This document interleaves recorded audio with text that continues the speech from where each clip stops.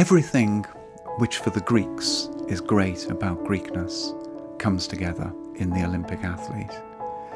The spiritual aspect, the idea that you should strive for what is best in human life, that you should almost strive against the limits of the human frame.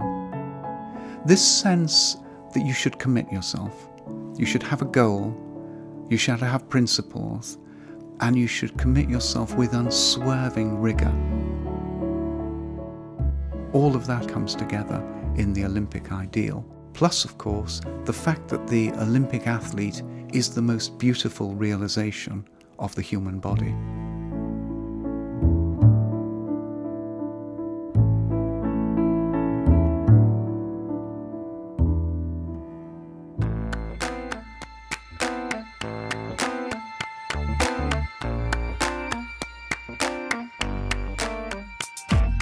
We do 10 swim sessions a week, all 2 hours long. We swim Monday morning, Monday night, Tuesday morning, Tuesday night, we Wednesday train afternoon, 49 weeks of the year, Friday night, Saturday every single morning. day. And then we also do Pilates, kickboxing, running, so we do a lot of variety stuff to make all our muscles work as well.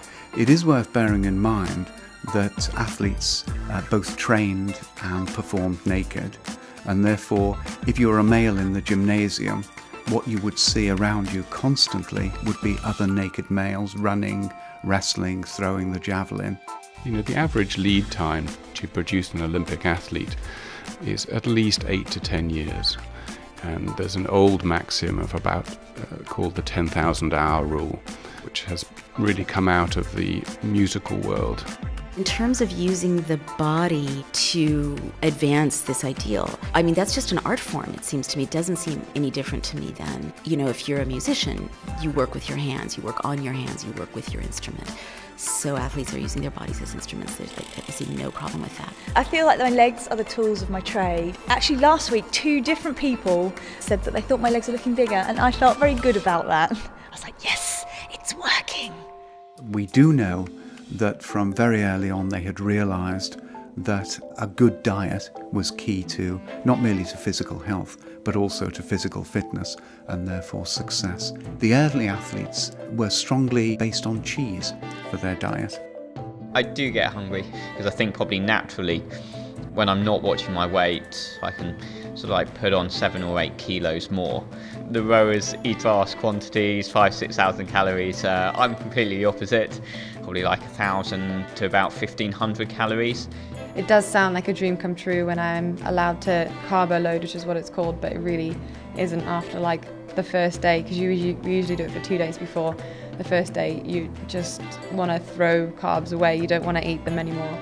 There's no doubt that the finalists in any particular competition at the Olympic Games are within a 1 or 2% of each other's physical attributes. But what will determine the winner on the day will be the mindset of the person on that day.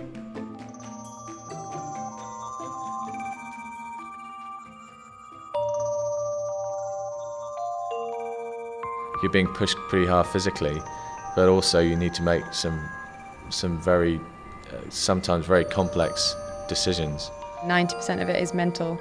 You need to make sure you're getting in and you're swimming for 2 hours and you're swimming with jellyfish and you're swimming with all sorts of other things and you're getting kicked and punched for 2 hours.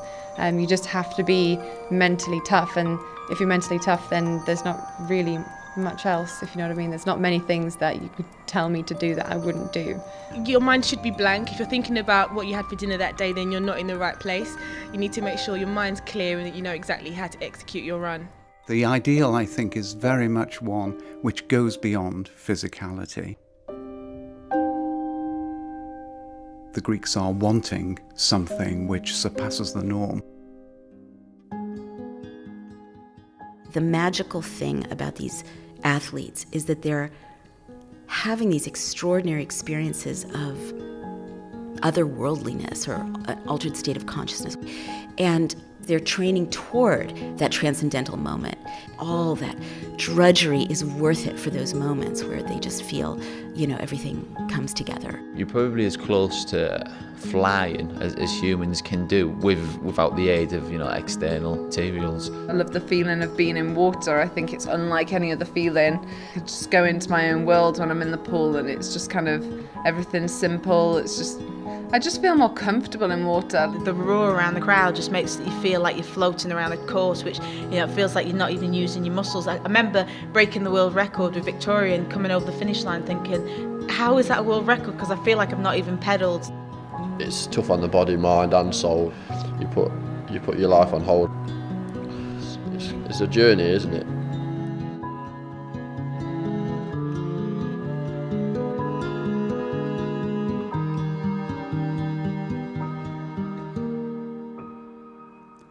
The athlete does get as close to being a god as a Greek possibly can.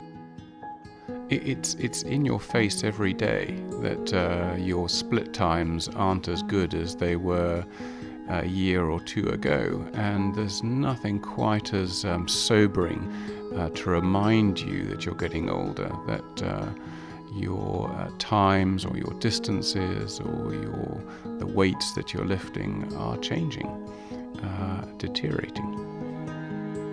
I guess it's just the reality of life, isn't it? I'm 30 now. Probably got until 35. When you go to a normal doctor and you show them our scan, the doctor goes, you look like you've got a back of a 50, 60-year-old. And so that's kind of scary to think like what my back is going to be like in 20 years' time. Like, is it going to look like a 100-year-old?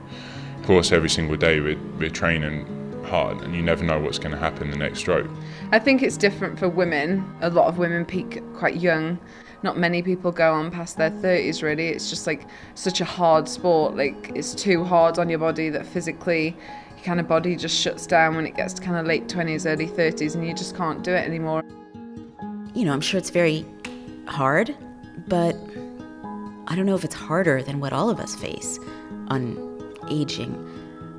They know this, whereas we have this ridiculous narrative in our culture of perpetual youth and progress, and there's no loss, and you know, so everyone's shocked when you have loss or suffering or diminution. In a weird way, I think athletes might be more kind of zen about what's ahead, because they know that this is a brief moment that they need to prepare for and make the most of.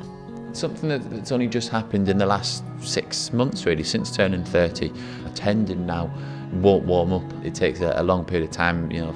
3 or 4 years ago when I was in my mid-20s, I could sort of just walk in and literally I could just start training in the cold, not a problem, whereas now it just takes so long. There is a realisation that, you know, you're not that young spring chicken, you know, 18, 19, you're more of a mature, elder athlete, as some people like to call me. I think the important thing to stress here is that athletes love what they do.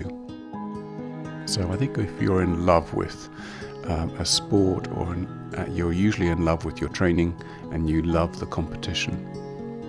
So the concept of loneliness is not something that really interferes with that love. Like, I think everyone thinks we give up so much, and like loads of people are like, oh, you didn't go out and you didn't have that lifestyle when you were kind of at school and stuff, but I never wanted that lifestyle.